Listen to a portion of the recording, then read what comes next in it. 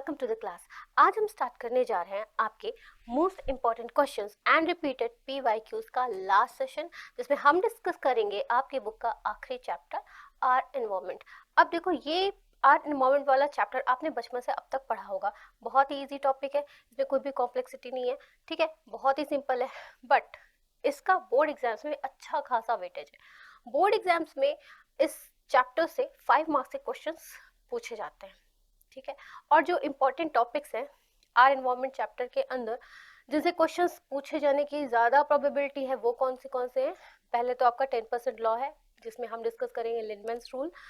Trophic levels में किस तरह फ्लो ऑफ एनर्जी हो रहा है, उसको देखेंगे। देन सेकेंड है बायोमैग्निफिकेशन, जो भी पेस्टिसाइड्स हैं या जो भी हार्मफुल केमिकल्स हैं, उनका कंसंट्रेशन एक ट्रॉफिक लेवल से दूसरे ट्रॉफिक लेवल जाने में धीरे धीरे इंक्रीज होता जा रहा है, उसको भी पढ़ेंगे हम। और फिर लास्ट टॉपिक है आपका ओजोन लेयर से रिलेटेड, और एकदम आखिरी टॉपिक है आपका गार्बेज रिलेटेड क्वेश्चन से रिलेटेड। ओके, तो अब हम इस चैप्टर को क्वेश्चंस के थ्रू वन बाय वन एक क्विक रिवीजन करते हैं। चलो अपने इस चैप्टर को स्टार्ट करते हैं। तो पहला पार्ट हम करेंगे मल्टीपल चॉइस क्वेश्चंस का, और इसका पहला क्वेश्चन है, इन an ecosystem herbivores represent. Ecosystem में हर्बीवोर्स क्या रिप्रेजेंट कर रहे होते हैं, ठीक है। पहले बात करो इकोसिस्टम की। तो इकोसिस्टम जो होता है वो आपका बना होता है दो कंपोनेंट से। ओके, पहला एबायोटिक कंपोनेंट, जिसमें सारे के सारे नॉन लिविंग थिंग्स इन्वॉल्व हो जाती हैं। ओके, और दूसरा है आपका बायोटिक कंपोनेंट्स, जिसमें सारे के सारे लिविंग ऑर्गेनिजम्स इन्वॉल्व हो जाते हैं, ठीक है। अब एबायोटिक और बायोटिक कंपोनेंट्स का आपस में एक इंटरेक्शन होता है, जो कि एक बैलेंस क्रिएट करता है हमारे नेचर में, वही कहलाती है हमारी इकोसिस्टम। अब इस इकोसिस्टम में आपको एक पर्टिकुलर टॉपिक दे रखा है हर्बीवोर्स। हर्बीवोर्स क्या होते हैं? वो एनिमल्स जो अपने फूड की रिक्वायरमेंट के लिए प्लांट्स पे, टोटली प्लांट्स पे डिपेंडेंट होते हैं, वो कहलाते हैं हर्बीवोर्स एनिमल्स। ये अपना फूड रिक्वायरमेंट डायरेक्टली, भोजन जो इनको मिलता है वो प्लांट्स को खा करके मिल रहा होता है, ठीक है। तो हर्बीवोर्स आपके इकोसिस्टम में कौन सा लेवल रिप्रेजेंट करते हैं? क्या ये प्रोड्यूसर्स होते हैं? नहीं, प्रोड्यूसर्स हमारे प्लांट्स होते हैं। वो through the process of photosynthesis जितने भी इनऑर्गेनिक सब्सटेंस होते हैं in the presence of sunlight inside chlorophyll अपने फूड का फॉर्मेशन करते हैं। तो प्रोड्यूसर्स तो नहीं हो सकते, क्यों? क्योंकि प्रोड्यूसर्स कौन है? हमारे सारे के सारे ग्रीन प्लांट्स। ओके, फिर सेकेंड आती है कि प्लांट्स को जो कंज्यूम करते हैं वो कहलाते हैं हर्बीवोर्स। ओके, तो जो हर्बीवोर्स हुए वो क्या हुए? वो हुए हमारे प्राइमरी कंज्यूमर्स। देखो, ये है क्या? ऑटोट्रॉफ्स। ये अपना फूड खुद बना रहे हैं, और इन्हें जो खा रहे हैं वो है हेटरोट्रॉफ्स। और हेटरोट्रॉफ्स में आपके पहले क्या है? प्राइमरी कंज्यूमर्स, जो कि प्योर वेजिटेरियन। ये केवल और केवल क्या खाएंगे? सारे के सारे प्लांट्स प्रोडक्ट को खाएंगे। ये हैं हमारे प्राइमरी कंज्यूमर्स। अब इन प्राइमरी कंज्यूमर्स को जो कंज्यूम करते हैं अपनी फूड रिक्वायरमेंट के लिए, वो होते हैं हमारे सेकेंडरी कंज्यूमर्स। ओके, और फिर ये सारे के सारे जो भी ऑर्गेनिजम्स हैं, अगर इनकी डेथ हो जाती है, ठीक, इनकी डेड बॉडी को डिकम्पोज करने के लिए जो ऑर्गेनिज्म होते हैं, जो कुछ फंजाई और बैक्टीरिया है, वो कहलाते हैं डिकम्पोजर्स। ओके, तो क्वेश्चन हमारा है अबाउट हर्बीवोर्स, और इस क्वेश्चन का करेक्ट आंसर होगा हमारा पहला option, B option, sorry B option, primary consumers. Okay, चलो अब अपने नेक्स्ट क्वेश्चन पे चलते हैं। नेक्स्ट क्वेश्चन है, trophic level in an ecosystem represents. तो पहले हम एक फूड चेन बना लेते हैं, ठीक है, तो हमें ट्रॉफिक लेवल को समझने में थोड़ा सा आसानी हो जाएगी। तो देखो, फर्स्ट ट्रॉफिक लेवल में हमारे कोई भी प्लांट्स आ जाएंगी, प्लांट्स है या ग्रीन ग्रास है, ठीक। इसको किसने खाया? इसको कुछ इंसेक्ट्स ने खाया, ग्रास हॉपर ने खाया। ओके, अब इस इंसेक्ट्स को लिख लेते हैं। ये क्या हुए? ये हुए हमारे प्राइमरी कंज्यूमर्स, या इस प्राइमरी कंज्यूमर्स को हम और क्या कहते हैं? हर्बीवोर्स, ठीक। प्लांट्स को खाया किसने? हमारे प्राइमरी कंज्यूमर। इस पर्टिकुलर एग्जांपल में ये हमारे प्राइमरी कंज्यूमर्स हैं, ठीक। फिर उसके बाद फर्दर इस इंसेक्ट को किसने खाया? फ्रॉग ने खाया। ओके, फ्रॉग को किसने खाया? फ्रॉग को स्नेक ने खाया। देन स्नेक को किसने खाया? स्नेक को हॉक ने खाया या पिकॉक ने खाया, ठीक। ये हमारे टॉप मोस्ट ट्रॉफिक लेवल के ऑर्गेनिज्म, ठीक है। तो देखो ये फर्स्ट ट्रॉफिक लेवल से सेकेंड, फिर थर्ड, फोर्थ, फिफ्थ, हमने ऐसे एक बना लिया अपना फूड चेन। प्लांट्स को देखो जो एनर्जी मिलती है सनलाइट से, उसे वो कन्वर्ट करते हैं किसमें, केमिकल एनर्जी में। और जितनी भी परसेंट सनलाइट प्लांट को मिल रही है, मान लो 100% जो सनलाइट प्लांट को मिल रही है, उसका केवल 1% ही प्लांट जो है कन्वर्ट कर पाते हैं अपने फोटोसिंथेसिस के प्रोसेस में, ठीक है।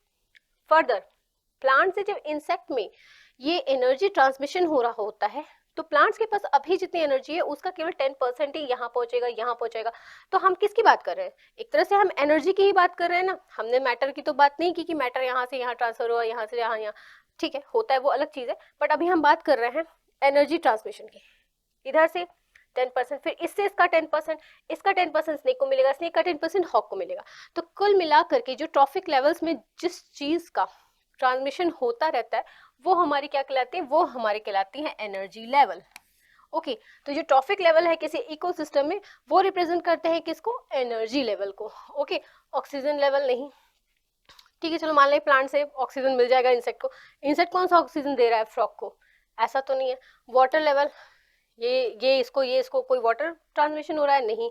सॉल्ट लेवल भी नहीं, आपका एनर्जी लेवल ही होगा इस क्वेश्चन का करेक्ट आंसर। नेक्स्ट क्वेश्चन है, with regard to various food chain operating in an ecosystem, man, हमारी बात हो रही है, ह्यूमंस क्या है, ह्यूमंस क्या हम अपना फूड खुद से प्रोड्यूस करते हैं, नहीं।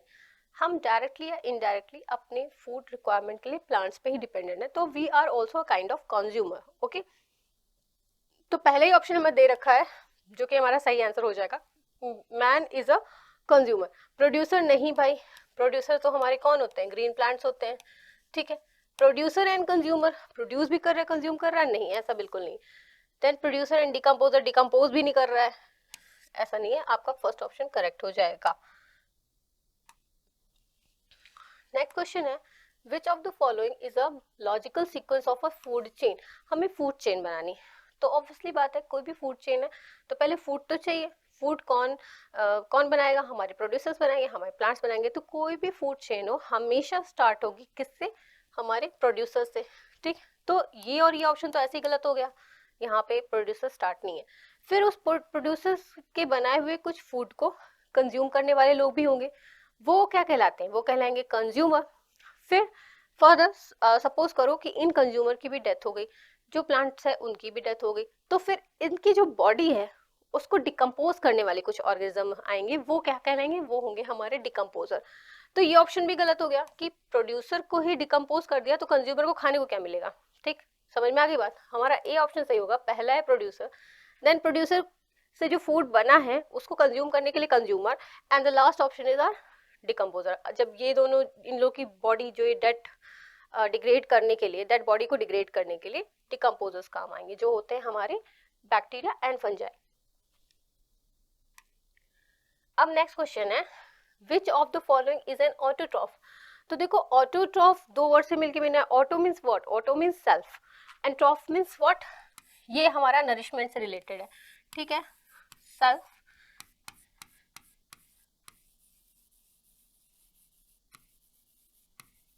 वो ऑर्गेनिजम्स जो अपना फूड खुद बना लेते हैं, जो किसी दूसरे ऑर्गेनिज्म पे डिपेंड नहीं होते हैं अपनी फूड रिक्वायरमेंट के लिए, वो कहलाते हैं हमारे ऑटोट्रॉफ्स। और ऑटोट्रॉफ्स क्या है, हमारे ग्रीन प्लांट्स, ठीक है। तो ऑप्शन सी हो जाएगा हमारा करेक्ट आंसर।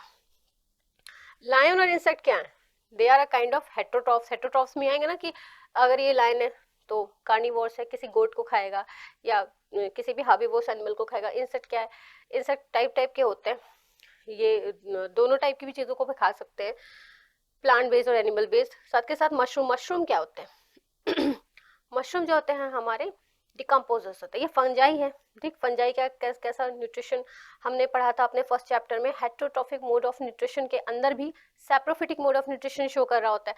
तो ये भी ऑप्शन नहीं सही है, ये भी नहीं, ये भी नहीं, हमारा सी ऑप्शन ही सही आंसर होगा। अब नेक्स्ट क्वेश्चन है, इन an ecosystem 10% of energy available for transfer from one trophic level to the next in the form of what। तो देखो हमने बताया ना अभी आपको एक क्वेश्चन में कि जितना भी अमाउंट ऑफ सनलाइट मिलती है प्लांट को, प्लांट सारा का सारा यूटिलाइज नहीं कर पाता है कन्वर्ट करने में अपना मतलब फूड बनाने में, फोटोसिंथेसिस की प्रोसेस में, वो केवल 1% लाइट को ही कंज्यूम कर पाता है। अच्छा, लाइट एनर्जी कंज्यूम कर ली 1%, उसको फिर क्या बना रहा है वो बना रहा है glucose, which is a form of chemical energy. ठीक, तो केमिकल एनर्जी बनना स्टार्ट हुई। अब फिर प्लांट की बॉडी से फिर फर्दर 10% एनर्जी फ्लो होगा हमारे हर्बीवोर्स में। ठीक है, वो 10% का, हर्बीवोर्स का 10% से भी उसका 10% ट्रांसफर होगा किस में, जो उसका नेक्स्ट ट्रॉफिक लेवल में जो भी ऑर्गेनिज्म आएंगे, जो भी कंज्यूमर्स आएंगे, सेकेंडरी कंज्यूमर्स आएंगे। ठीक है, तो एक ट्रॉफिक लेवल से दूसरे ट्रॉफिक लेवल ये जो एनर्जी का फ्लो हो रहा है वो हो रहा है in the form of chemical energy. ठीक है, 90% जो एनर्जी है उसका लॉस हो जाएगा, किसका, 90% लॉस हो जाएगी किसमें, in the form of heat and other biological process. ठीक है, ये तो लॉस हो जाएगी, लेकिन 10% जो कि फ्लो हो रही है वो क्या है, वो हमारी केमिकल एनर्जी है। ओके, तो बी ऑप्शन जो होगा इस क्वेश्चन का करेक्ट आंसर होगा। अब हमारा नेक्स्ट क्वेश्चन है, various steps in a food chain represent. अब एक कोई भी फूड चेन हमने बनाई, ठीक है, स्टार्ट किससे कर रहे हैं, प्रोड्यूसर से स्टार्ट कर रहे हैं, ग्रीन ग्रास से स्टार्ट करो, ट्री से स्टार्ट करो, प्लैंक्टन से स्टार्ट करो, किसी से भी स्टार्ट करो, पहले क्या आएगा, प्रोड्यूसर्स आएंगे, फिर उसके बाद आएगा primary consumer, then secondary consumer, then third tertiary consumer.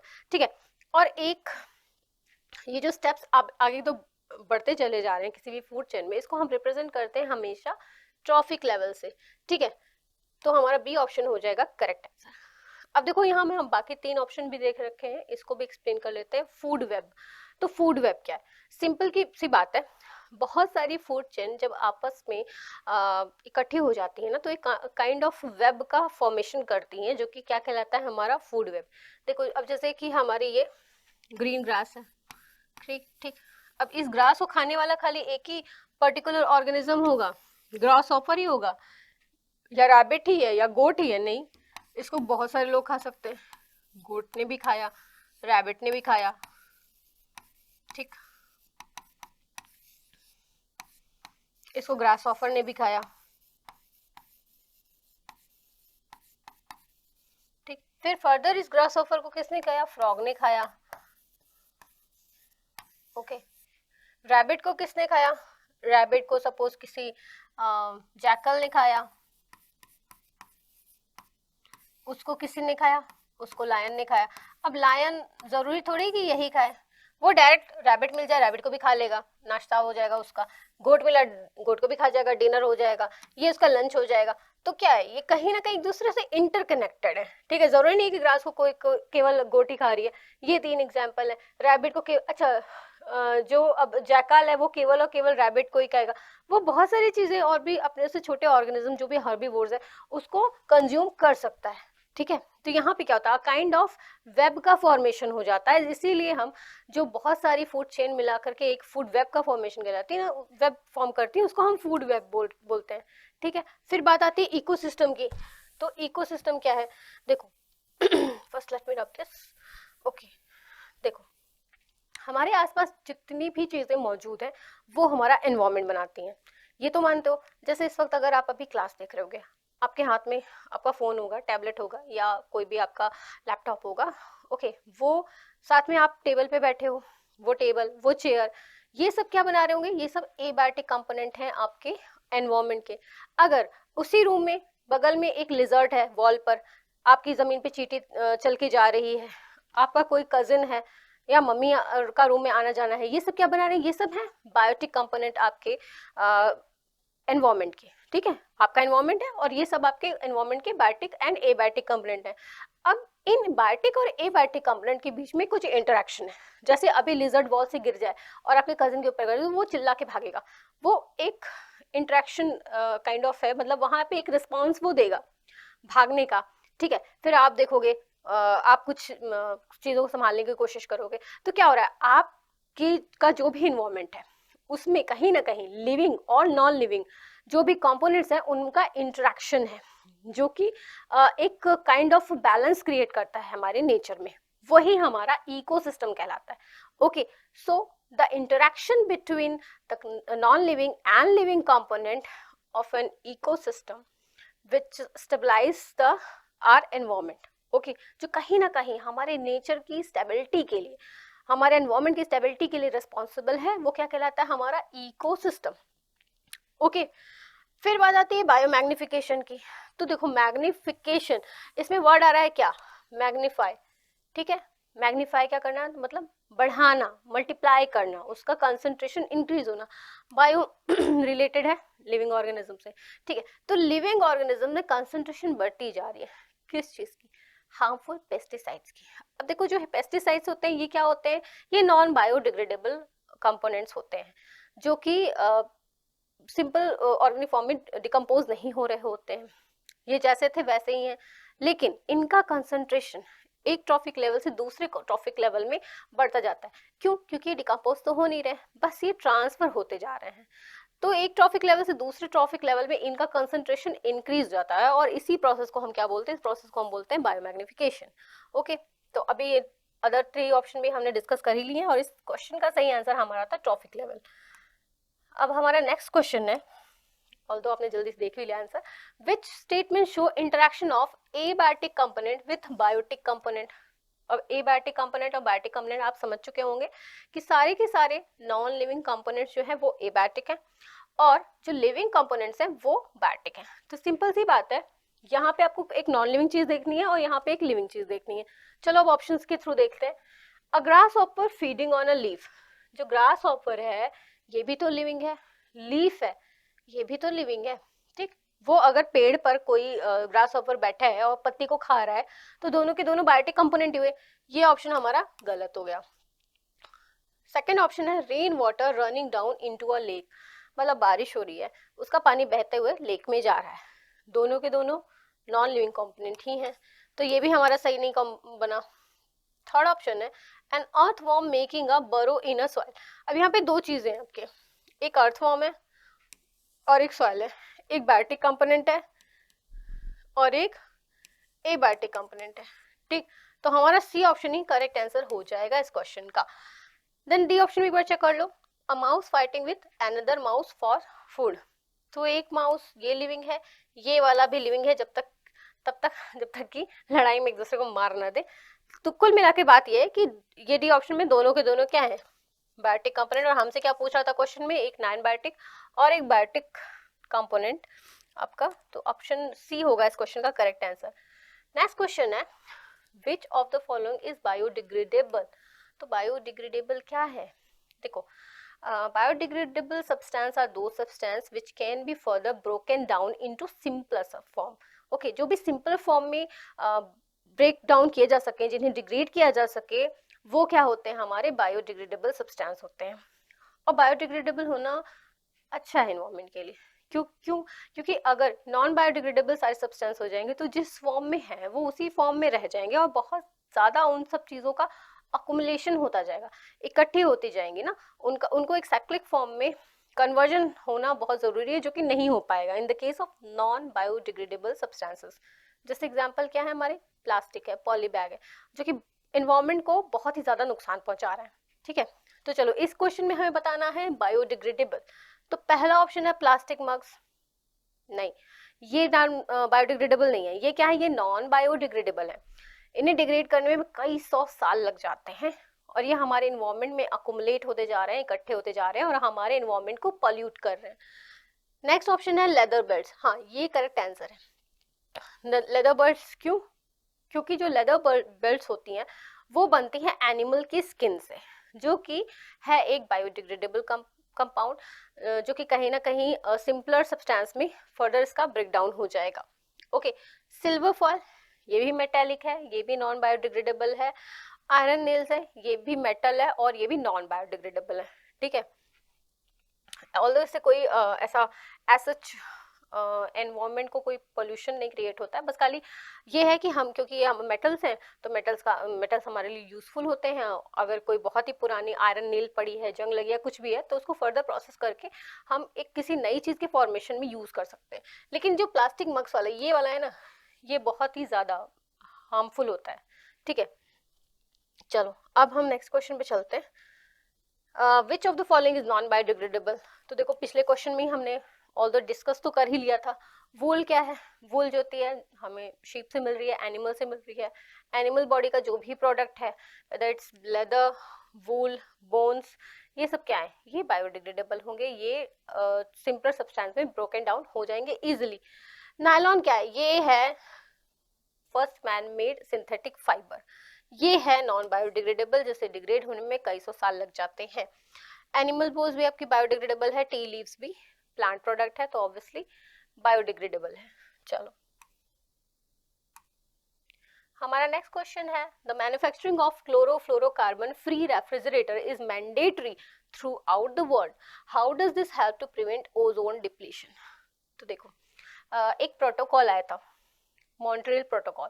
वो क्यों था, वो था बिकॉज जो हमारे अर्थ की स्ट्रेटोस्फीयर में एक लेयरिंग है ओजोन की, वो डे बाय डे डिप्लीशन होता जा रहा था, और जब वहाँ डिप्लीशन हो जा रहा है तो उसके थ्रू मतलब एक काइंड ऑफ होल जनरेट हो गया, और उस होल के थ्रू क्या हो रहा है, यूवी रेज जो है डायरेक्टली अर्थ तक पहुंच रही हैं, और जो कि बहुत ही ज़्यादा हार्मफुल इफेक्ट क्रिएट कर रही होती है ना, जिसकी वजह से बहुत टाइप की स्किन डिजीजेस हो जा रही हैं, कैंसर हो जा रहा है। ओके तो ये प्रोटोकॉल लाया गया, क्यों लाया गया, क्योंकि अप टू दैट टाइम मतलब ये 1987 में मॉन्ट्रियल प्रोटोकॉल आया था, और उस टाइम तक क्या हो रहा था, सारे रेफ्रिजरेटर या फिर हमारी एसी, एरोसॉल, फायर एक्सटिंग्विशर, इन सब में बहुत ही धुआंधार यूज होता था किसका, CFCS का, मतलब क्लोरोफ्लोरोकार्बन का, इसमें बहुत ही ज्यादा यूज हो रहा था। क्लोरोफ्लोरोकार्बन एक ऐसी गैस है जो कि क्या कर रही है, ये क्लोरीन फ्री रेडिकल को रिलीज कर रही होती है, और ये जो फ्री रेडिकल है ना, ये क्या करेगा, जो O3 ओजोन मॉलिक्यूल है उसको ऑक्सीजन मॉलिक्यूल और ऑक्सीजन एटम में फर्दर ब्रेक डाउन कर देता था, जो कि कहीं ना कहीं रिस्पॉन्सिबल था किसके डिप्लीशन के लिए, ओजोन लेयर डिप्लीशन के लिए।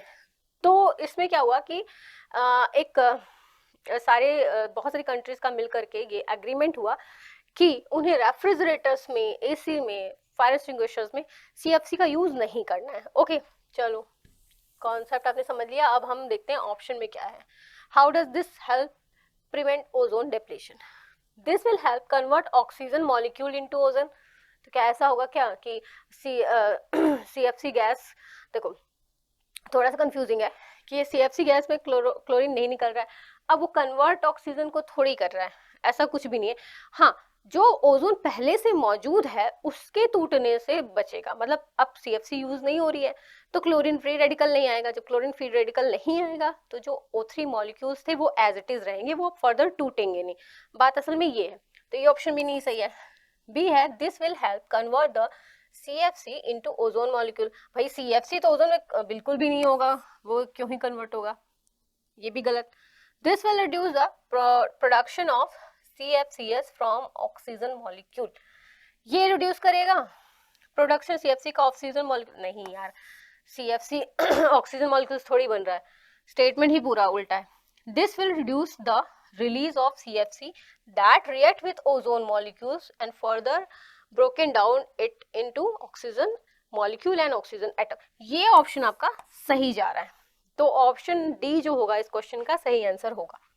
चलो अब हम अपने नेक्स्ट सेक्शन पे आ जाते हैं, जिसमें हम डिस्कस करेंगे assertion and reason type questions को। यहाँ देखो पहले क्या है, आपको इंस्ट्रक्शन दे रखी है, ठीक है, इंस्ट्रक्शन आपको अच्छे से पता है, दो स्टेटमेंट दिए होंगे, एक assertion का और एक रीजन का। असर्शन का स्टेटमेंट आपको चेक करना है सही है नहीं, रीजन भी चेक कर लो ट्रू है या फॉल्स है, सिंपल ट्रू फॉल्स ही आपको खेलना है यहाँ पे। अगर इनमें से कोई भी एक गलत निकल जाता है तो बहुत ही अच्छा है, इजी हो जाता है क्वेश्चन आपके लिए। क्यों, क्योंकि बहुत सिंपल सा ऑप्शन है, assertion is true reason is false तो सी लगा दो, और अगर असर्शन ही गलत है और रीजन सही है तो डी लगा दो। अच्छा प्रॉब्लम कब आती है, जब दोनों के दोनों सही निकल जाए, तो आपको देखना होता है दोनों में रिलेशन क्या है। तो पहला आपका ऑप्शन आता है both the assertion and reason are true and reason is the correct explanation of the assertion, तो आप ए ऑप्शन लगाओगे। दूसरा है कि अगर assertion और reason दोनों सही हैं बट दोनों का कोई लेना देना नहीं दूसरे से, reason बहुत सही से एक्सप्लेन नहीं कर रहा है किसको assertion को, तो आप क्या करोगे, बी ऑप्शन सही लगाओगे। चलो पहला क्वेश्चन है vegetarian food habit is more beneficial to organisms so far stored energy is concern.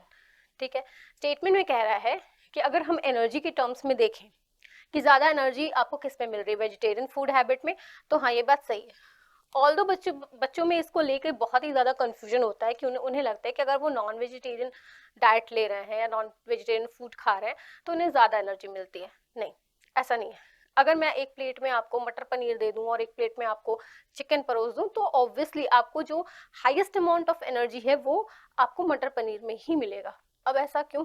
ऐसा इसलिए है क्योंकि जो हम 10% लॉ पढ़ रहे हैं उसके अकॉर्डिंग एक ट्रॉफिक लेवल से दूसरे ट्रॉफिक लेवल में 10% एनर्जी का क्या होता है, ट्रांसफर होता है, बाकी rest of the energy loss हो जाती है। ठीक है, अब देखो आपने डायरेक्ट फूड कंज्यूम कर लिया, प्लांट बेस्ड फूड कंज्यूम कर लिया, तो प्लांट में जितनी एनर्जी थी उसका 10% आप में आ गया। बट अगर बीच में कोई और ट्रॉफिक लेवल भी है, जैसे प्लांट है, प्लांट को पहले मुर्गी ने खाया, फिर फर्दर उस मुर्गे को इंसान खा रहा है, तो क्या हो रहा है, एक और स्टेप बढ़ गया ना। तो प्लांट से जितनी एनर्जी मिली थी वो डायरेक्ट किसकी मिली, चिकन को मिली, चिकन से फिर ह्यूमंस को के पास आ रही है। ठीक है, तो 10% का वहां पे क्या हो रहा है, लॉस पहले ही जा रहा है, फिर उस चिकन का 10% ह्यूमन को मिल रहा है। ठीक है, तो ये पूरी बात होती है, इसीलिए माना ये जाता है कि वेजिटेरियन फूड हैबिट है वो क्या होती है, मोर बेनिफिशियल होती है इन टर्म्स ऑफ एनर्जी। ठीक है, अगर एनर्जी के बारे में हम बात करें तो एनर्जी के रिलेशन में ज्यादा अच्छा फूड हैबिट आपका है क्या, वेजिटेरियन। हाँ, बच्चों को कन्फ्यूजन इसलिए ज्यादा होती है ना क्योंकि वो एनर्जी को थोड़ा सा प्रोटीन अमाउंट से कंपेयर कर लेते हैं, सॉरी, वो एनर्जी को प्रोटीन से कंपेयर कर लेते हैं। आपको नॉन वेजिटेरियन डाइट में ऑब्वियसली प्रोटीन कंटेंट ज़्यादा मिलेगा, बट जो एनर्जी का कंपोजिशन है वो वेजिटेरियन में ज़्यादा होगा। चलो, ये हमारा स्टेटमेंट सही है। रीजन है only 10% energy is available as food from one trophic level to next, जो अभी मैंने बोला ये बिल्कुल सही बात है और ये अच्छे से इसको जस्टिफाई कर रही है। तो इस क्वेश्चन का आंसर हो जाएगा आपका ए, कि दोनों ही स्टेटमेंट सही है और रीजन करेक्ट एक्सप्लेनेशन है असर्शन का। ओके, चलो नेक्स्ट क्वेश्चन है, ozone layer is getting depleted at upper atmosphere which is the cause of concern. तो ओजोन क्या हो रही है, जो अपर एटमॉस्फेयर है वहां पे क्या हो रही है, डिप्लीशन इसका होता जा रहा है, जो कि एक कॉज ऑफ कंसर्न है। थोड़ा सा मतलब ये कंसर्न वाली बात है कि हाँ हमें इस पे थोड़ा ध्यान देना चाहिए। अच्छा, आप देखते हैं कि ये जो पहले तो देख लो कि कितने लेयर्स हैं आपके एटमॉस्फेयर में। ठीक है, बहुत क्विकली हम देख लेंगे, बहुत ही छोटा सा आपको एक ट्रिक में बता दे रही हूँ, ये आप इसको याद कर लो, trust me in the exam. अब मैं लिटरली कह रही हूँ, trust me in the exam. ठीक है, देखो इसका ट्रिक क्या है, ट्रस्ट से आपका यह है आपका ट्रोपोस्फियर। ठीक है, ये एसटी से स्ट्रेटोस्फियर, स्ट्रेटोस्फियर में आपकी ओजोन लेयर है। ठीक है, फिर ये आपकी मीजोस्फियर, ये क्या है थर्मोस्फियर, और ये क्या है एक्सोस्फियर। ठीक है, ये पूरी आपने लेयरिंग याद कर ली। स्ट्रेटोस्फियर में क्या है हमारा ओजोन। ठीक है, अच्छी बात है, इतना हमें पता चल गया कि यहाँ पे ओजोन लेयर है जो कि डिप्लीशन हो रहा है डे बाय डे। अब ऐसा हो क्यों रहा है, तो देखो जो भी रेफ्रिजरेटर में क्लोरोफ्लोरोकार्बन यूज किया जाएगा, रेफ्रिजरेटर में भी यूज हो रहा है, एयर फायर एक्सटिंग्विशर में यूज हो रहा है, एरोसॉल में यूज हो रहा है, ओके एसी में यूज हो रहा है। तो जब ये यूज होता है तो क्या होता है, जो गैस होती है CFCS, उससे क्या होता है क्लोरीन फ्री रेडिकल जो होता है बाहर निकलता है, और ये further chlorine free radical ozone के मॉलिक्यूल को ऑक्सीजन एटम और ऑक्सीजन मॉलिक्यूल में फर्दर इसका ब्रेक डाउन कर देता है। तो इस वजह से क्या हो रहा है कि ये अपर जो एटमॉस्फेरिक लेयर है, जो स्ट्रेटोस्फीयर है, उसमें ओजोन होल बनता जा रहा है। रीजन दिया है CFC reacts with ozone and breaks it. हाँ, तो देखो वही बात है, कर दी इसने, असर्शन भी सही है और रीजन भी सही है, दोनों स्टेटमेंट सही है और ये करेक्ट एक्सप्लेनेशन है आपके असर्शन का, इसलिए आपका ऑप्शन ए जो हो जाएगा वो करेक्ट आंसर हो जाएगा। चलो नेक्स्ट क्वेश्चन है, autotrophs can produce food on its own. सही बात है, इसीलिए तो इनका नाम ही है autotrophs. Auto means what, auto means self, and troughs जो वर्ड है वो आपका बताता है क्या, नरिशमेंट, इसका मीनिंग है नरिशमेंट। ठीक है, तो ऑब्वियसली बात है ये अपना फूड बनाता है खुद। ऑटोट्रॉफ जितने भी ग्रीन प्लांट्स होते हैं वो अपना भोजन खुद बनाते हैं through the process of photosynthesis. चलो रीजन दिया है, green plants can absorb 1% energy of sunlight that fall on the leaves. तो देखो बात तो सही है कि ग्रीन प्लांट्स केवल 1% एनर्जी को ही कन्वर्ट कर पाते हैं, लेकिन ये इस स्टेटमेंट का करेक्ट एक्सप्लेनेशन नहीं है। अगर यहाँ लिखा होता कि green plants can absorb 1% energy of sunlight that fall on the leave and through the process of photosynthesis they can make their own food, तो फिर भी हम इसको सही मान लेते, तो हमारा ऑप्शन ए जाता। पर यहाँ पे क्या बात हो रही है कि both the statements are true but reason is not the correct explanation of A, इसलिए ऑप्शन हमारा बी यहाँ पे सही जाएगा। चलो बी को नेक्स्ट क्वेश्चन हमारा है, decomposers act as cleaving agent of a dead and decaying organic matter। ठीक है, decomposers क्या होते हैं, ये क्लीविंग एजेंट होते हैं dead and decaying organic matter के जो बॉडी पार्ट्स में जितने भी बड़े लार्ज मॉलिक्यूल्स होंगे, ऑर्गेनिक मॉलिक्यूल्स होंगे, फर्दर उसका ब्रेक डाउन कर देंगे कौन, हमारे डिकम्पोजर्स। ठीक है, बात तो सही है। रीजन है the decomposers recycle waste material in hydrosphere only. खाली हाइड्रोस्फीयर में, यहाँ तो बात कर लिया कि खाली हाइड्रोस्फीयर में, हाइड्रो मीन्स व्हाट, पानी, तो मतलब खाली एक्वेटिक रीजन में ही ऐसा होगा नहीं, जहाँ जहाँ डिकम्पोजर्स होंगे वहाँ वहाँ वो वेस्ट मटेरियल को, डेड बॉडी को, डेड ऑर्गेनिक सब्सटेंस को जो है डिकम्पोज कर रहे होंगे, तो ये ऑप्शन तो गलत हो गया। यहाँ पे हमारा ऑप्शन आएगा assertion is true but reason is false, C option would be the correct answer of this question। Next question है, garden is an artificial ecosystem. हाँ सही बात है, गार्डन हमें पहले तो नहीं मिलता नहीं है ना, हमें बनाना पड़ता है कि हमें किस टाइप का गार्डन चाहिए। हम अपनी पसंद के फूल रखते हैं, हम अपनी पसंद के जो है उसमें ऐसे प्लांट्स डालते हैं जिसके हमें फ्रूट्स चाहिए हो। ओके, तो ये बात तो सही है। रीजन है biotic and abiotic components are manipulated by humans. हाँ ये बात भी सही है, गार्डन जो होता है वो आर्टिफिशियल इकोसिस्टम है। ऐसा क्यों? क्योंकि इसके जो एबायोटिक कंपोनेंट्स है, बायोटिक कंपोनेंट्स है, वो कहीं ना कहीं हम मैनिपुलेट कर सकते हैं। हमें कौन सा फ्लावर चाहिए, हमारे गार्डन में रोज होगा नहीं होगा, मैरीगोल्ड होगा नहीं होगा, सनफ्लावर होगा नहीं होगा, हमारी पसंद है, अपनी मर्जी से बना रहे हैं।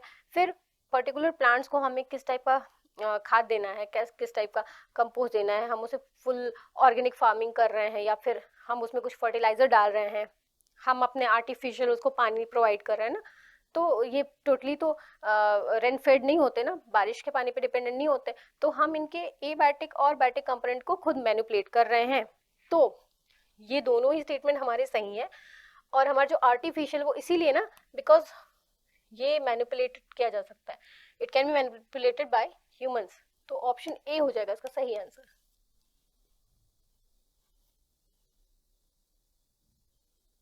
अब हमारा नेक्स्ट सेक्शन आ रहा है जो है very short answer type questions का। ठीक,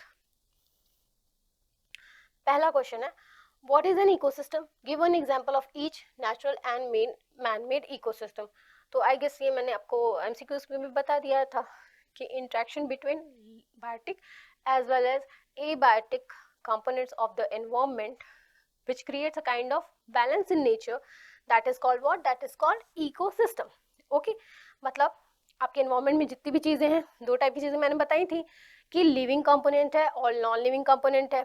लिविंग कंपोनेंट में जैसे क्या हो गया, आप पार्क में खेल रहे हो तो आसपास जितने भी बच्चे हैं, कोई डॉगी जा रही है, कोई कैट जा रही है, ये सब क्या है, ये सब लिविंग कंपोनेंट है। अब एबायोटिक कंपोनेंट उस एनवायरमेंट के क्या होंगे, मान लो कोई झूला है, ठीक है, या एनवायरमेंट रिलेटेड कुछ उसमें कंडीशन आ गई, जैसे बारिश होने लग गई या हवा चल रही है, सॉइल है, ये सब क्या है, ये उसके एबायोटिक कंपोनेंट है। और इनका आपस में इंटरेक्शन है, जैसे मान लो बारिश हो गई तो क्या होगा सारी चिड़िया आके अपने घोंसले में बैठ जाएंगी, आप भी भाग जाओगे अपने घर के अंदर बैठ जाओगे, जो भी रैबिट है या स्क्वायरल है ये सब क्या हो जाएंगे, ये अपने अपने बिल में छुप जाएंगे। तो ये कहीं ना कहीं जितने भी हमारे एबायोटिक कंपोनेंट है उनका बायोटिक कंपोनेंट के साथ एक इंटरेक्शन हो रहा है, वही हमारे इकोसिस्टम है। अब आपको दो टाइप के इकोसिस्टम बताने, एक नेचुरल तो भाई कोई भी, आपका फॉरेस्ट इकोसिस्टम हो गया, ठीक, pond ecosystem, sorry forest ecosystem है या आपका जो लेक में इकोसिस्टम है, ये सब क्या कहलाएंगे आपके नेचुरल। मैन मेड इकोसिस्टम में आपका क्या है मैन मेड इकोसिस्टम में आपका जैसे जो अभी गार्डन का भी हमने डिस्कशन किया था, गार्डन है या जो आपका एक्वेरियम है, तो ये क्या, ये सब हैं आपके आर्टिफिशियल, जिसको ह्यूमन कहीं ना कहीं मैनिपुलेट कर सकते हैं। ठीक है, अब आंसर आपको स्क्रीनशॉट लेना है तो आप लैंग्वेज फॉर्म में भी ले सकते हो अच्छे से। चलो इसको भी एक बार पढ़ लेते हैं। All organisms such as plants, animals, micro organisms and humans beings as well as physical surrounding interact with each other and maintain a balance in nature. All the interacting organisms together with the non-living constituents of the environment form a ecosystem. Okay, अब example देख लो, natural pond है, forest है, और artificial है, man made, crop field and aquarium. Okay, चलो next question है, DDT was sprayed in a lake to regulate breeding of mosquito. DDT क्या है? It is a kind of pesticide या insecticide. ये क्या कर रहा है?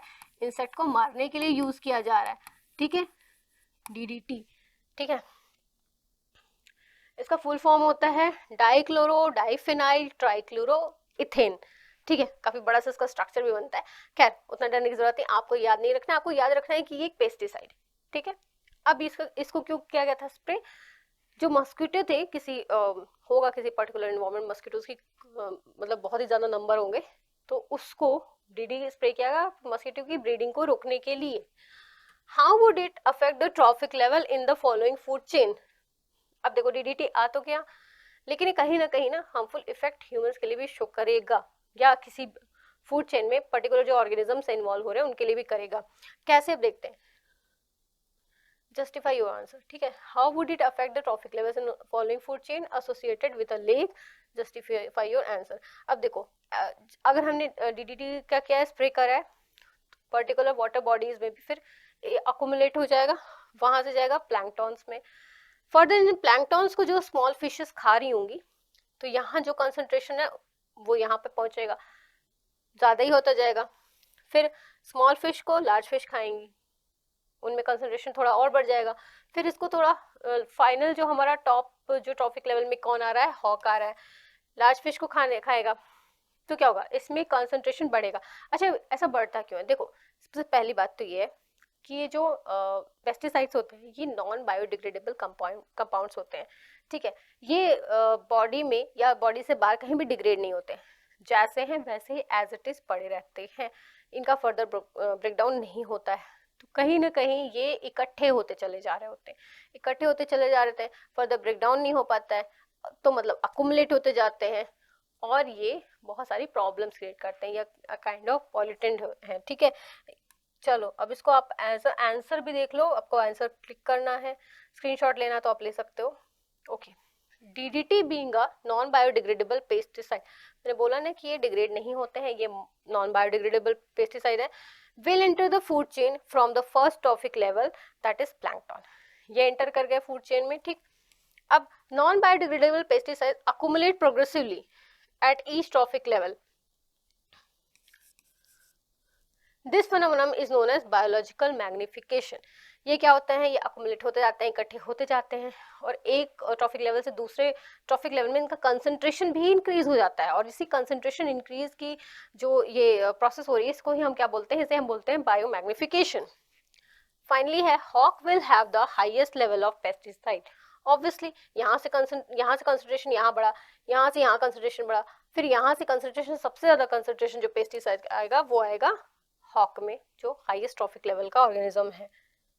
चलो, अब नेक्स्ट क्वेश्चन है आपका, ये आपका क्वेश्चन पूछा भी जा चुका है 2022 के पेपर में. In the following food chain only 2 joule of energy was available to the peacock. How much energy would have been present in grass? Justify your answer. ठीक है, पीकॉक को कितनी मिल गई भाई? 2 जूल एनर्जी मिल गई है. अब हमें पता है कि अकॉर्डिंग टू लिंडमैन्स रूल, ये कौन थे, लिंडमैन्स रूल, 10% लॉ इन्होंने दे रखा है, केवल 10% एनर्जी का ही ट्रांसमिशन होगा एक ट्रॉफिक से दूसरे ट्रॉफिक लेवल. अब यहाँ से तो यहाँ जाएगा नहीं, एरो भी आपको यही ऐसे बता रहे, ये यूनिडायरेक्शनल फ्लो है, प्रोड्यूसर से कंज्यूमर की तरफ ही जाएगा. ठीक है, हमारे ये क्या है, प्रोड्यूसर है, इसकी जितनी भी एनर्जी होगी उसका 10% इसको मिला होगा. ठीक, अब इसकी जितनी एनर्जी होगी उसका 10% इससे मिला हो. फ्रॉग की जितनी एनर्जी है उसका 10% स्नेक को मिला, स्नेक की जितनी एनर्जी थी उसका 10% मिला किसको, पीकॉक को.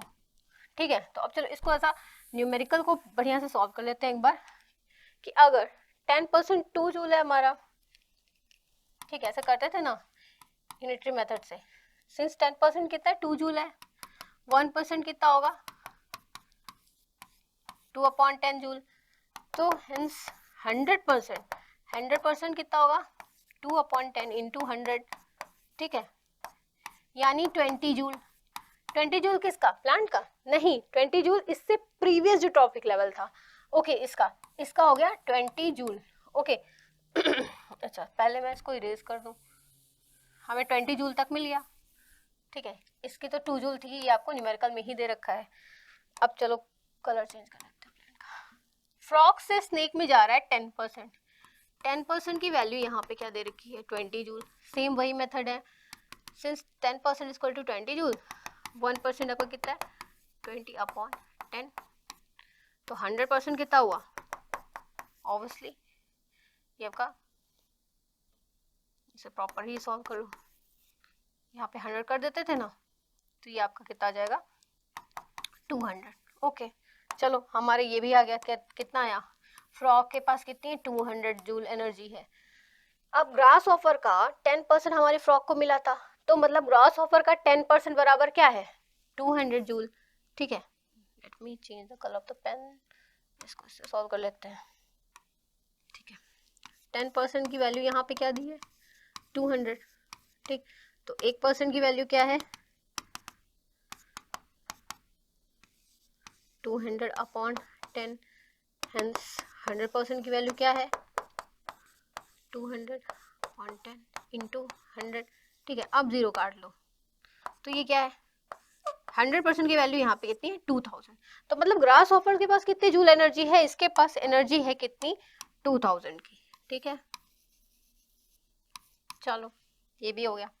अब हमें फाइनली निकालना grass, how much energy would have been present in grass, justify your answer. Final हमारा एक बार और ही करना है कि ग्रास से कितना परसेंट एनर्जी ग्रास ऑफर को मिली है 10%, ठीक है, कितनी मिली है 10%, 10% की वैल्यू यहाँ पे कितनी है 2000 है, 10% बराबर क्या है, इसको ऐसे कर देना 2000। अब 1% की वैल्यू इसलिए कितनी होगी हमारी, सॉरी 2000/10, हेंस 100% की कितनी होगी 2000/10 इंटू 100, ओके।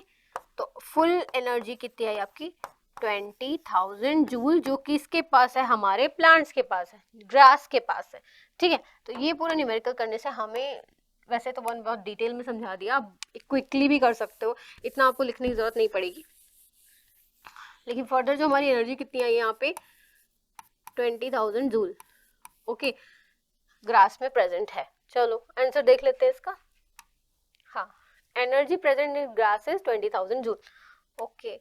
अब नेक्स्ट क्वेश्चन है हमारा, when plants are eaten by primary consumers, a great deal of energy is lost as heat to the environment and some amount goes in carrying out various life processes. State the average percentage of energy lost in this manner. तो देखो according to Lindeman's rule केवल 10% ही energy एक trophic level से दूसरे trophic level में transfer हो रही होती है, रिमेनिंग जो 90% है, तो ऑब्वियसली 100 में से 10 आप लेस करोगे तो 90% ही तो आएगा, तो रिमेनिंग 90% एनर्जी होती है वो लॉस हो जाती है in the form of what, in the form of heat and other life process.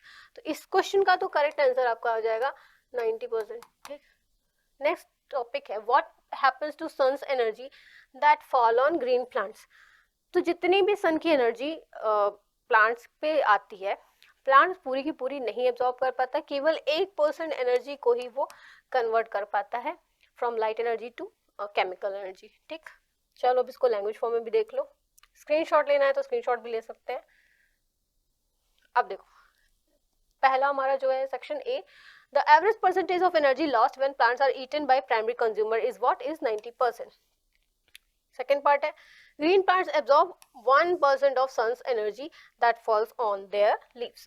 चलो अब हम नेक्स्ट क्वेश्चन पे चलते हैं। What will be the amount of energy available to the organism of second trophic level of a food chain if energy available at first trophic level is 10,000 joule। तो बहुत easy है, 10,000 का हमें 10% ही निकालना होगा, जो हमारा 10% लॉ है उसके अकॉर्डिंग। 10,000 का 10% सिंपल है, ये आ जाएगा 1000 जूल। ठीक, नेक्स्ट क्वेश्चन है, the first trophic level in a food chain is always a green plant, why?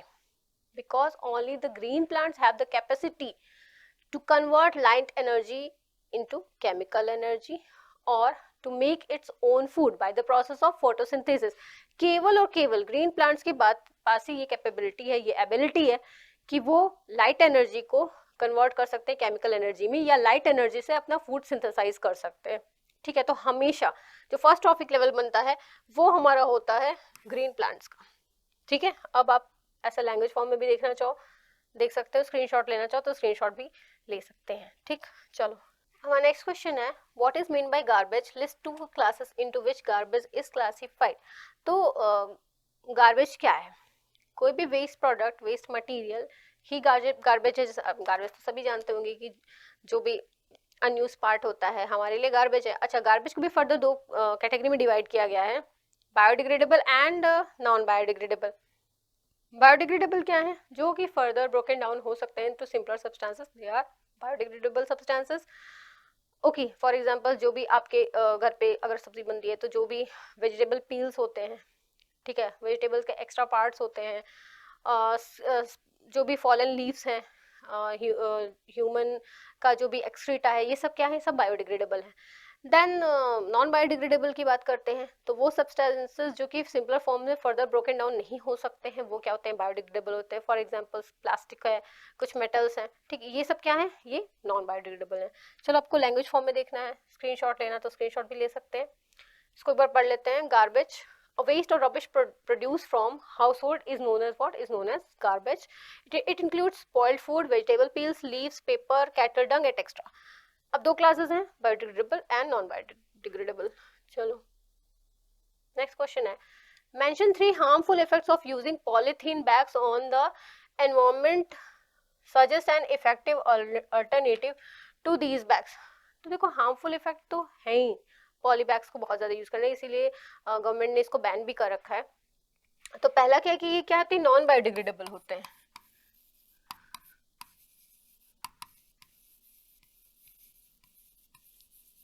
Non biodegradable है तो मतलब ये क्या होते हैं?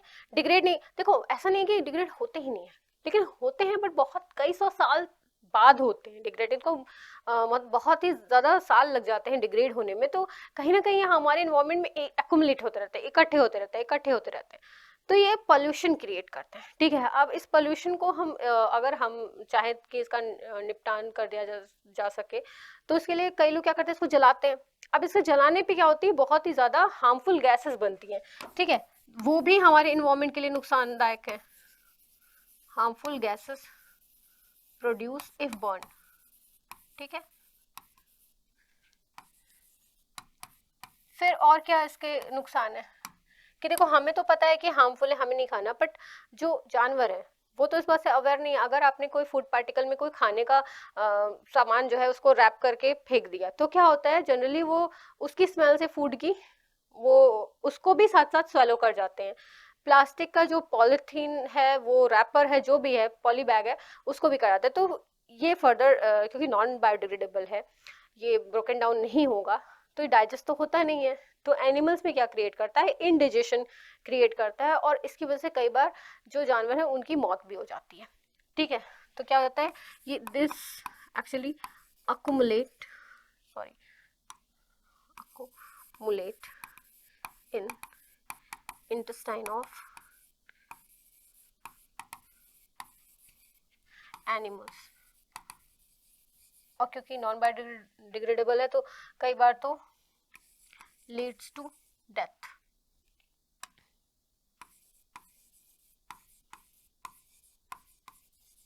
चलो अब आपको उसको लैंग्वेज फॉर्म में देखना है तो लैंग्वेज फॉर्म में भी देख लो, स्क्रीनशॉट लेना है स्क्रीनशॉट भी ले सको। अच्छा हाँ, एक पार्ट मिस रह गया था कि इफेक्टिव अल्टरनेटिव। तो अल्टरनेटिव तो यही है कि आप जब भी कोई कभी शॉपिंग करने जाइए तो अपने साथ एक कपड़े का थैला लेकर के जाओ, ठीक है, कोई जूट बैग हो या कोई क्लोथ बैग हो तो उसको हमेशा कैरी करो। और अगर अगर आप भूल भी गए हो तो शॉपकीपर को बोलो कि आपको कैरी बैग दें, प्लास्टिक बैग ना दिया करें। ठीक है, चलो अब हमारा नेक्स्ट सेक्शन स्टार्ट हो गया है, शॉर्ट आंसर टाइप क्वेश्चंस का। जिसमें पहला क्वेश्चन है what are consumer, name the 4 categories under which the consumer are further classified. तो देखो, एक तो है प्रोड्यूसर, प्रोड्यूसर है हमारे प्लांट्स, और वो अपना भोजन बना सकते हैं। उसके अलावा जितने भी ऑर्गेनिजम्स हैं धरती पे, सारे के सारे आएंगे under the category of consumers. ठीक है, तो कंज्यूमर्स कौन होते हैं? All those organism which can not make their own food and they are directly और indirectly dependent on plants for their nourishment. ठीक है, ये क्या है? वो सारे सारे ऑर्गेनिज्म जो कि अपनी फूड रिक्वायरमेंट को पूरा करने के लिए कहीं ना कहीं प्लांट्स पे डिपेंडेंट है, वो क्या कहलाते हैं? हमारे कंज्यूमर्स कहलाते हैं। अब आपको 4 कैटेगरी बतानी है कि इन विच कंज्यूमर्स आर फर्दर क्लासिफाइड। तो देखो, कंज्यूमर्स में पहले कंज्यूमर्स कौन होंगे? वो हमारे होते हैं हर्बीवोर्स। ठीक है, क्योंकि अगर हम बात करें कार्निवोरस एनिमल्स की, तो वो डायरेक्ट प्लांट तो नहीं खाने जा रहे। अब ऐसा तो नहीं कि टाइगर जाएगा, वो कहेगा नहीं कि आज मुझे गोभी खानी है या ऐसा कुछ खाना है, तो नहीं, वो ये नहीं खाने वाले। पहले एक आएंगे हर्बीवोर्स, जो कि हमारा फर्स्ट काइंड ऑफ कंज्यूमर्स होंगे, प्राइमरी कंज्यूमर्स। ठीक है, ये क्या खाएंगे? प्लांट प्रोडक्ट्स को खाएंगे। फर्दर इनको खाने वाले आएंगे क्या? कार्निवोर्स। ठीक है, कार्निवोर्स क्या होंगे? वो इनको खाएंगे, हर्बीवोर्स को। फिर ऐसे भी कुछ ऑर्गेनिजम्स आएंगे जो कि मतलब प्लांट प्रोडक्ट को भी खा रहे हैं, साथ के साथ किसी एनिमल को भी खा रहे हैं। फॉर एग्जांपल जैसे हम हैं ह्यूमंस। ठीक है, हम क्या हैं? हम ओमनिवोर्स एनिमल्स हैं। हम प्लांट प्रोडक्ट भी यूज करते हैं, साथ के साथ एनिमल प्रोडक्ट भी यूज करते हैं। ठीक, मतलब वेजिटेबल्स भी खा रहे हैं, साथ के साथ डायरेक्ट चिकन भी खा ले रहे हैं, मटन भी खा ले रहे हैं। तो ये क्या है? ये है ओमनिवोर्स एनिमल्स। फिर बात आती है कि अब हमें 4 कैटेगरी बतानी है, तो आप एक डिकम्पोजर्स को भी ऐड कर लीजिए।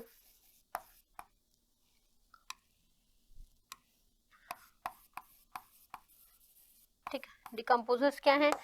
ये वो बैक्टीरिया फंजाई हैं। जब किसी भी, मान लो कि कोई भी लेवल है, हर्बीवोर्स लेवल से भी किसी की डेथ हो गई, उसकी बॉडी ऐसे पड़ी है, कार्निवोर्स, ओमनिवोर्स, किसी में भी जब जो पर्टिकुलर ऑर्गेनिज्म है उसकी डेथ हो गई है, तो देखोगे कुछ टाइम के बाद, पहले तो बहुत गंदी स्मेल आती है, कुछ जो एनिमल्स होते हैं उनको खाते भी हैं, चिल कौवे खाते हैं, फिर भी कुछ पार्टिकल रह जाता है।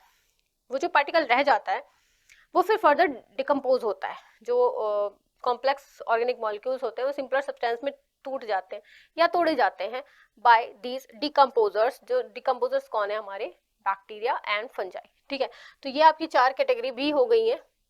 चलो, आप स्क्रीनशॉट लेना चाहो तो स्क्रीनशॉट भी ले लो, ये आंसर आप समझ ही गए होंगे। चलो, नेक्स्ट क्वेश्चन है, we do not clean natural ponds और lakes but an aquarium needs to be clean regularly, why is it so? ठीक है, तो अगर हम बात करें किसी नेचुरल पॉन्ड की या लेक की या नदी है, कोई तालाब है जो नेचुरल है, कोई नेचुरल इकोसिस्टम है, उसको हम तो साफ करने नहीं जा रहे। ठीक, उसमें कुछ भी हो रहा है, चाहे कोई मान लो मछली मर गई या कुछ भी है, तो उसे हमने तो कभी क्लीन करा नहीं। क्यों? क्योंकि उसमें ऑलरेडी क्लीनिंग एजेंट मौजूद है, उसमें डिकम्पोजर्स मौजूद है, जो फर्दर उस फिश की, जो डेड फिश है, उसकी बॉडी को फर्दर ब्रोकन डाउन कर देंगे। ठीक है, उसको सिंपलर सब्सटेंस में तोड़ देंगे।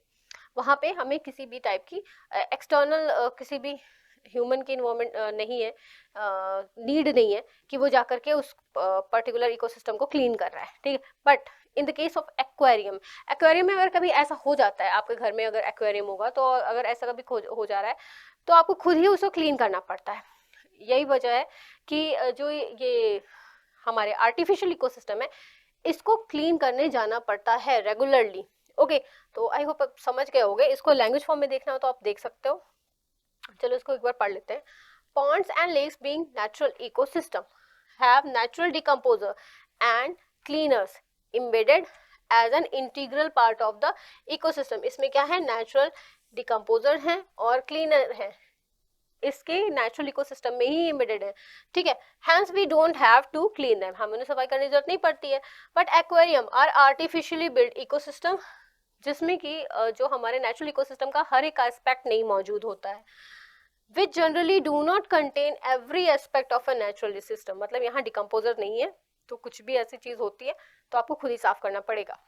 चलो, अब हमारा नेक्स्ट क्वेश्चन है, energy flow in a food chain is always unidirectional. Justify this statement. Explain how the pesticide enter a food chain and subsequently get into our body. तो देखो एनर्जी फ्लो कोई भी हम फूड चेन बना रहे हैं तो वहां पे हमेशा एनर्जी फ्लो यूनिडायरेक्शनल ही होता है। ये हमारे हमने जो फूड चेन पहले बनाई थी उसमें हमने ग्रास लिया था, फिर ग्रास ऑफर लिया था, फिर उस ग्रास ऑफर को किसने खाया था, फ्रॉग ने खाया था, उस फ्रॉग को किसने खाया था, स्नेक ने खाया था, ठीक है, उस स्नेक को किसने खाया था, हॉक ने खाया था। तो ये जो एनर्जी फ्लो है ना ये हमेशा यूनिडायरेक्शनल है, यहाँ से यहाँ, इधर फ्रॉग से स्नेक, देन स्नेक से हॉक, ऐसे ही जाएगी, ठीक है।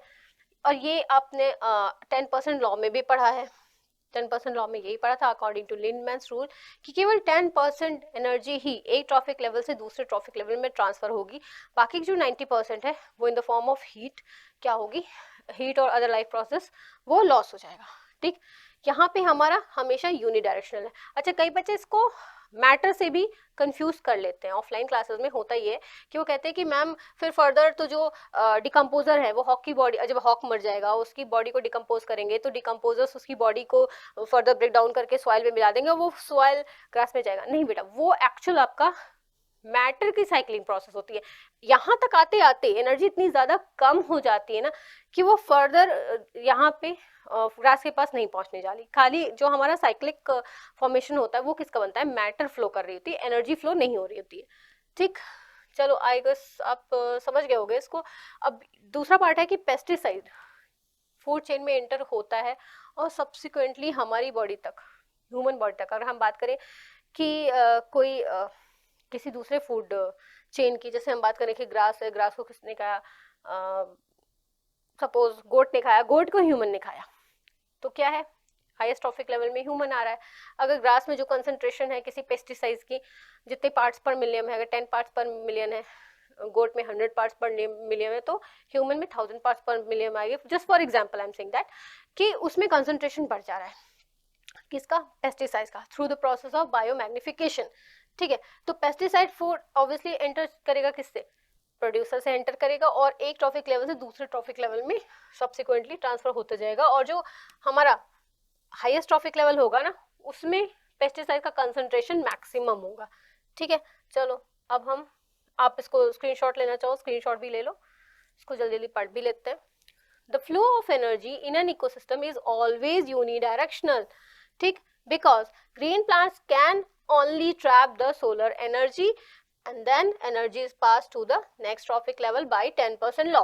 By the time it reaches to decomposer level, the amount is so negligible, मतलब जब डिकम्पोजर लेवल तक पहुंचेंगे ना इसका अमाउंट इतना कम हो जाएगा that it cannot be recycled back to the green plants and this negligible amount is lost in the environment. Pesticides are taken up by the organism through the food they consume. दूसरा part है हमारा pesticide का, organism जो consume करेंगे। Since the food chain consists of organism eating and being eaten up by, so the pesticides through the various trophic level reaches at the top and increase in the concentration is through biomagnification. Okay, चलो अब अपना next question देखते हैं।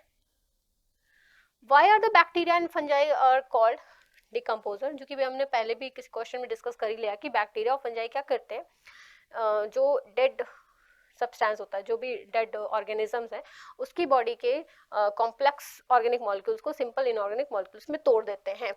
List two advantage of decomposers to the environment, ये कहीं ना कहीं kind of cleaning agent का काम कर रहे होते हैं, ठीक है। और मैटर में मतलब जो एनवायरमेंट में उसमें फर्दर क्या होता है, मैटर की साइक्लिंग हो जाती है। चलो इसको लैंग्वेज फॉर्म में देखना है तो देख लो। Bacteria and fungi break down the dead remain and waste product of organism, these microorganisms are called decomposers as they break down the complex organic substance into simple or inorganic substance that go into the soil and are used up again by the plants. Okay, अब हमें बताने advantages. तो decomposer feed on the dead bodies of the plant and animals, they return the simple inorganic components to the soil, ठीक है। मतलब एक cyclic process होती है, मैटर की साइक्लिंग इनकी वजह से हो जा रही है, and help in maintaining the steady state of ecosystem by cycling of nutrients. Okay, and they create a balance in the environment. Okay, मतलब जो भी कमी हो गई होगी सॉइल में वो इनकी वजह से पूरी हो जा रही है, तो काइंड ऑफ बैलेंस भी ये क्रिएट कर दे रहे हैं। चलो नेक्स्ट क्वेश्चन है हमारा, gas A found in the upper layer of atmosphere. Gas A कोई है, वो अपर लेयर एटमॉस्फेयर में, आप समझ जाओगे कि यही एक टॉपिक है ही आपका जो रिलेटेड है ओजोन लेयर वाला, ठीक, इस चैप्टर से। इज अ डेडली पॉइजन, वैसे तो ओजोन अगर नॉर्मल लेयर में जाएगा हमारे में तो वो पॉइजनस है, but is essential for all living beings. कहाँ पे? स्ट्रेटोस्फीयर में हमें बहुत जरूरत है। The amount of this gas started declining sharply in the 1980s। 80s में क्या हो रहा था कि इसका बहुत ज्यादा डिक्लाइन हो रहा था, इसका कंसंट्रेशन ओजोन। तो ऑब्वियसली गैस ये क्या है हमारा O3, ठीक। आइडेंटिफाई गैस है, हाँ भैया ये ओजोन गैस है। How it is form at higher level of atmosphere. तो देखो हायर लेवल एटमॉस्फेयर पे ये गैस मतलब ये जो लेयर बन रही है ओजोन की वो बनती कैसे?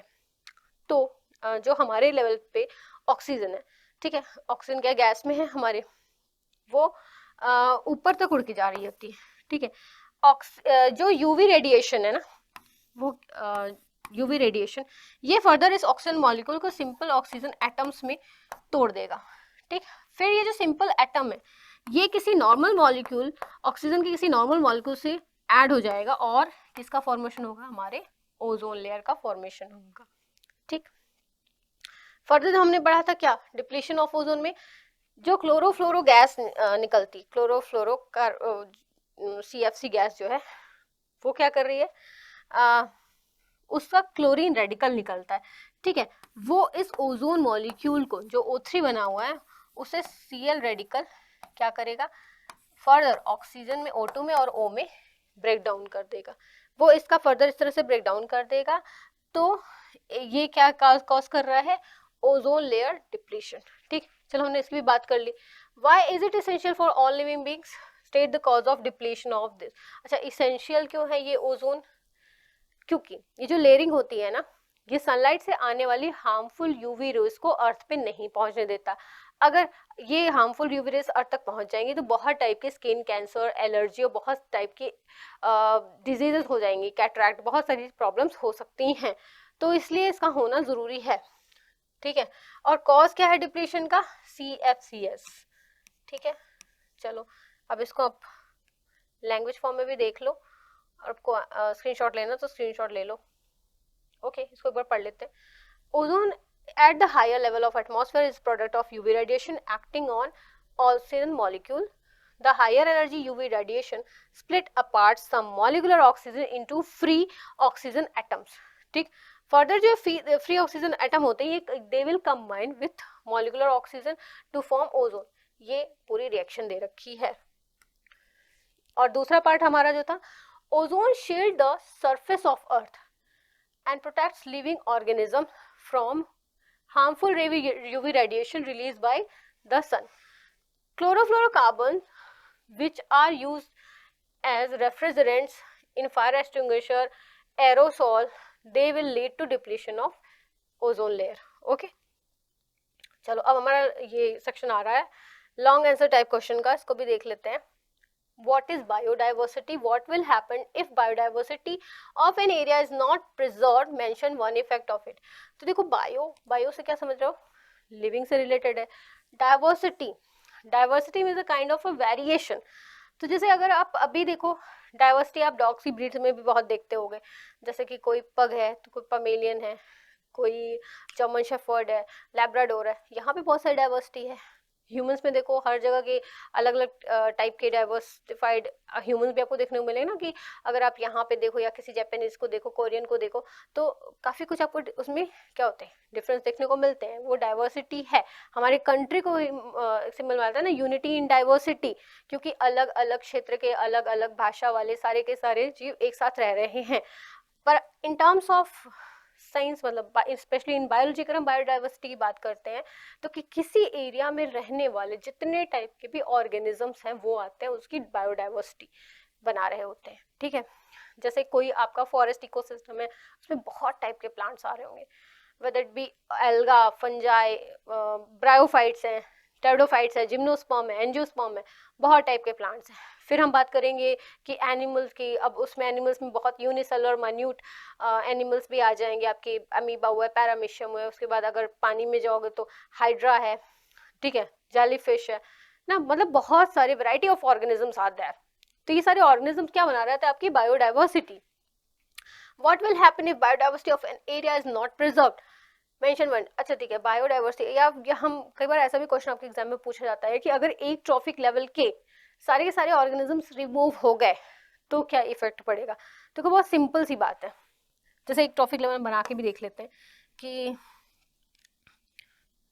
ये मान लो आपका एक प्लांट है, ठीक है,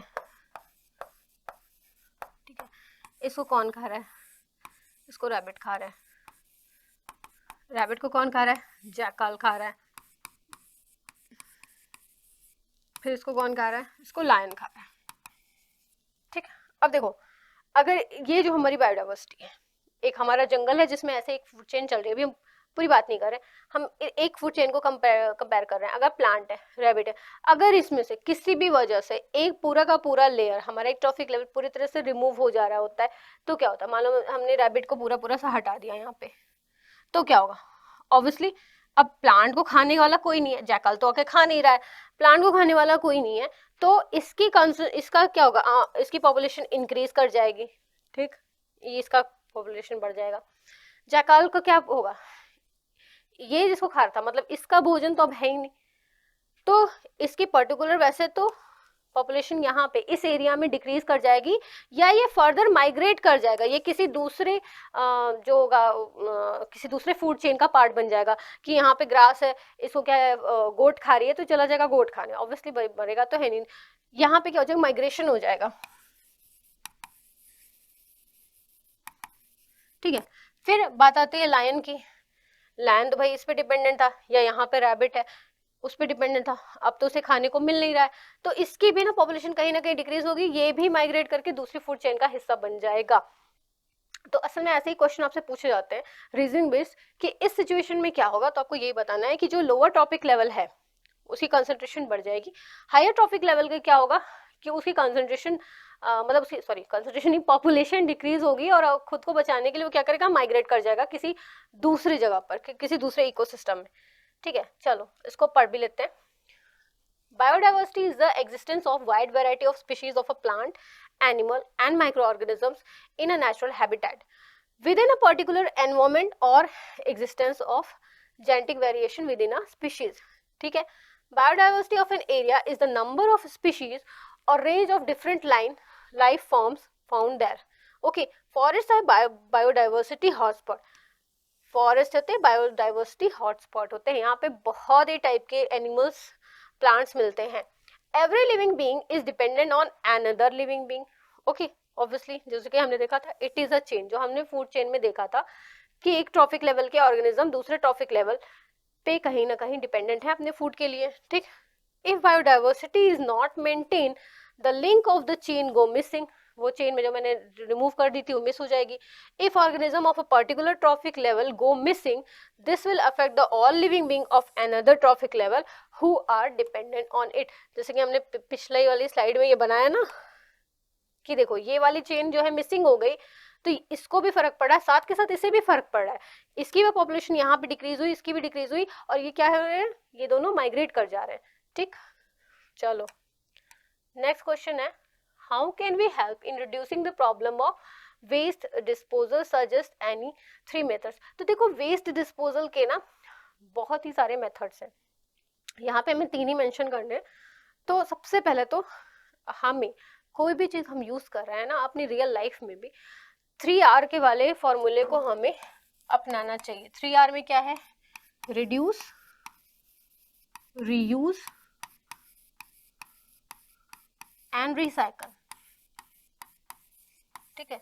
रिड्यूस से क्या मतलब है, जैसे अभी अगर आपके रूम में अगर आपका एक लाइट से काम चल जा रहा है ना, तो 10 बत्तियां क्यों जलाना, ठीक है। आप कहीं ना कहीं जो लाइट एनर्जी है उसको क्या करो, इलेक्ट्रिसिटी का गलत इस्तेमाल कर रहे हो, तो रिड्यूस करना है हमारे एनर्जी कंजप्शन को। या जो भी हम बहुत सारे कपड़े भी खरीद लिए हैं, वार्डरोब में जगह नहीं है, किसी को देना भी नहीं है, खुद पहनना भी नहीं है, तो एक टाइप से आप गार्बेज ही इकट्ठा कर रहे हो ना, तो ऐसे काम नहीं करने।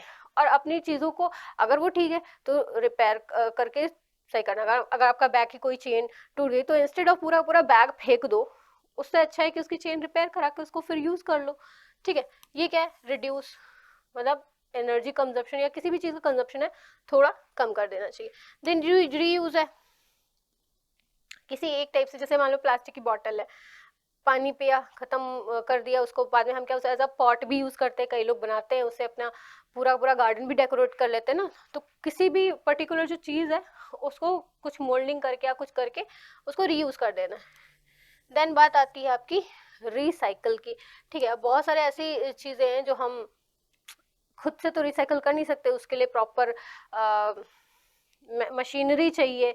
ठीक है, जैसे फॉर एग्जांपल प्लास्टिक की बॉटल्स या कांच है कोई टूटा हुआ, ठीक, तो ऐसे सामान को क्या कहते हैं, अलग डिस्पोज भी हमें अलग तरीके से ही करना चाहिए। इसके मेटेलिक आइटम्स हुए ना, तो उसको क्या करना था, उसको फर्दर मोल्ड करके, उसको गर्म करके पिघला करके फिर दूसरे सामान में मोल्ड करके, मतलब दूसरे शेप में उसका फर्दर क्या करते हैं, रिसाइकलिंग करते हैं, उसको फर्दर यूज करते हैं।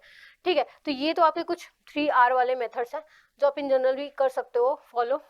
और भी बहुत सारी चीजें होती हैं, देखो जैसे हमने क्या पढ़ा था, हमने गार्बेज डिस्पोजल में 2 टाइप के गार्बेज पढ़े थे, बायोडिग्रेडेबल एंड नॉन बायोडिग्रेडेबल। तो बायोडिग्रेडेबल जो गार्बेज है उसमें हम क्या करते हैं, हम कंपोस्ट फॉर्मेशन भी कर सकते हैं। ठीक है, एक होता है आपका कंपोस्ट फॉर्मेशन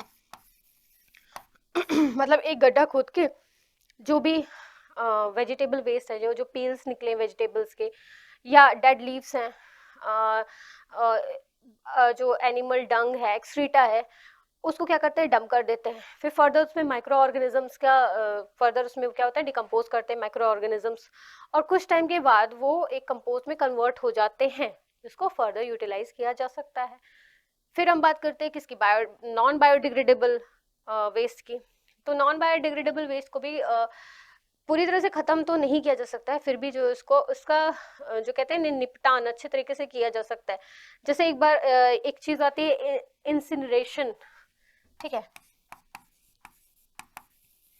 इंसिनरेशन में क्या करते हैं कि जो जो भी हैं वेस्ट प्रोडक्ट्स, उनको क्या करते हैं, एक बहुत ही बड़ा सा क्या कह सकते हैं उसको, भट्टी टाइप का एक स्ट्रक्चर होता है, उसमें क्या करते हैं, जला डालते हैं सारे के सारे। तो जितना भी कंपोजिशन का 100% जो भी वेस्ट मटेरियल होता है, उसका खाली 10% ही बचता है in the form of ashes. Although ये बहुत अच्छा मेथड तो नहीं माना जाता, क्योंकि कुछ भी आप जलाओगे तो उससे हार्मफुल गैसेस प्रोड्यूस तो होंगी। ठीक है, चलो आप इसका आंसर आप थ्योरी फॉर्म में भी देख लो, और स्क्रीनशॉट लेना है स्क्रीनशॉट भी ले लो। 3 मेथड जो आपको यहाँ दिए हैं वो है recycling, production of compost and incineration. Recycling में क्या है, solid waste like paper, plastic, metal can be sent to processing factories way they are remoulded और reprocessed to new materials. Okay, then production of compost, जो मैंने बताया था कि एक बड़ा सा गड्ढा खोदने के बाद उसमें क्या करेंगे, left over food, vegetable peels, animals excreta सब कुछ डाल देंगे। कुछ टाइम के बाद क्या होगा कि फर्दर माइक्रो ऑर्गेनिजम्स के वहाँ पे फर्मेंटेशन के प्रोसेस के थ्रू वहाँ पे क्या बन जाएगा, कंपोस्ट फॉर्मेशन हो जाएगा, जिसको एज मैन्योर यूज किया जा सकता है। इंसिनरेशन में क्या करते हैं, burning down many household waste, उसको जला देते हैं। Chemical waste and biological waste into ash is known as incineration. A large amount of waste can be easily converted into ash, which can be disposed of in landfill. चलो, अब ये आपका difference आपको बताना है between biodegradable and non biodegradable waste. तो biodegradable waste क्या होते हैं, which can be further broken down, और बायोडिग्रेडेबल क्या होते हैं, जो फर्दर टूट नहीं सकते। अब इसके एग्जांपल्स क्या आते हैं, सारे के सारे क्या वेस्ट प्रोडक्ट्स जो कि हम अपने किचन में, जैसे कि पील्स हैं, वेजिटेबल पील्स हैं, फ्रूट्स हैं, या लेफ्ट ओवर फूड है, वो सब क्या है, हमारे बायोडिग्रेडेबल वेस्ट में आएंगे। या फिर लेदर है, लेदर बेल्ट है, ये सब एग्जांपल है नॉन बायोडिग्रेडेबल के, और सॉरी बायोडिग्रेडेबल वेस्ट के। और नॉन बायोडिग्रेडेबल वेस्ट के वो सारे के सारे चीज़ें आती हैं इसमें जो कि फर्दर ब्रोकन डाउन नहीं हो सकती, जिसको फर्दर ब्रेक डाउन नहीं किया जा सकता, जिसको डिग्रेड नहीं किया जा सकता। ठीक है, तो उसको लैंग्वेज फॉर्म में भी देखना है तो देख लो, स्क्रीनशॉट लेना तो स्क्रीनशॉट ले लो। These waste can be broken down into non-poisonous substance in nature by the action of what? By the action of microorganism. They get recycles, thus do not need any dumping sites. और example मैंने बता ही दिया था, कुछ भी हो, animal excreta हो, या वेजिटेबल्स हैं और फ्रूट्स हैं, उसके पील्स हैं, लेदर है, ठीक, ये सब बायोडिग्रेडेबल है। नॉन बायोडिग्रेडेबल में क्या है, these waste can not be broken down into non poisonous यहाँ पे can not be broken down into non poisonous substance by micro organisms, they can not be recycled, दस रिक्वायर डंपिंग साइट्स, ठीक है, इनके लिए डंपिंग साइट्स बनानी पड़ती हैं। और इसके एग्जाम्पल क्या होते हैं, प्लास्टिक ऑब्वियसली, और मेटल्स और कुछ केमिकल्स, ये सब क्या है, नॉन बायोडिग्रेडेबल वेस्ट। चलो अब हमारा लास्ट सेक्शन आ गया है case based answer type question का, ठीक। अब इसमें आपको एक पैराग्राफ दिया हुआ है, यहाँ देख लो एक पैराग्राफ है, इस पैराग्राफ को पढ़ना है, उसके अकॉर्डिंग आपको इसका आंसर देना है। There are more than 1,000 pesticides used around the world to ensure food is not damaged or destroyed by pest. तो देखो पेस्ट एक बहुत ही बड़ा, पेस्ट मतलब क्या होता है, इंसेक्ट्स, ठीक है, ये बहुत ही ज़्यादा प्रॉब्लम क्रिएट कर देते हैं। क्या करते हैं, ये जो होता है, जो भी फूड ग्रेन्स अभी प्रोड्यूस हुए हैं, जो कि आ रहे हैं खेतों से, उन अनाजों पे क्या करते हैं, अटैक कर देते हैं, उसको खाते हैं, उसे ख़राब कर देते हैं। 9th क्लास में आपने पढ़ा भी था कि किस किस तरीके से ख़राब करते हैं, लीव्स खा जाएंगे, स्टेम खा जाएंगे, दे बोर इनटू स्टेम और दे सक द सेल सैप, तो काफ़ी प्रॉब्लम क्रिएट करता है। तो उसकी वजह से क्या होता है कि बहुत ज़्यादा पेस्टिसाइड्स यूज़ किए जा रहे थे, ठीक। Each pesticide have different property and toxicological effect, ठीक। Many of the other cheaper pesticides can remain for years in soil and water. Why? Because they are non-biodegradable. ये soil and water में रह जाते हैं. These chemicals have been banned by countries who signed the 2001 Stockholm Convention, an international treaty that aims to eliminate or restrict the production and use of persistent organic pollutant. ठीक है, जो countries ने Stockholm convention की treaty को sign करा था, उसमें क्या हुआ था, उन्होंने ये सारे जो हार्मफुल पेस्टिसाइड है उनको यूज को बंद कर दिया था, ठीक है। The toxicity of pesticide depends on its function and other factor. None of the pesticides that are authorized for use on food in international trade today are genotoxic, ठीक है। अच्छा, जीनोटॉक्सिक से मतलब ये है कि जो आप, जीनो मीन्स क्या है, जीन्स, टॉक्सिक मीन्स क्या है, जहर, ठीक।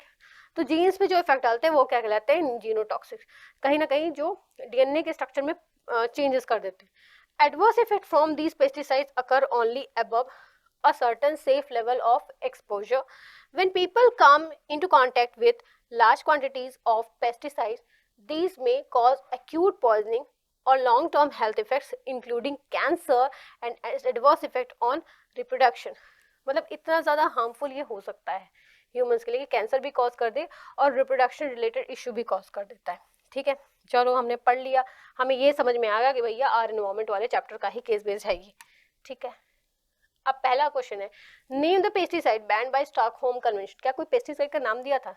नहीं, ये अपने प्रीवियस नॉलेज से कर सकते हो, अभी हमने बहुत बार इसको पढ़ा है, डीडीटी, तो ऑब्वियसली डीडीटी तो हो गई, ठीक है।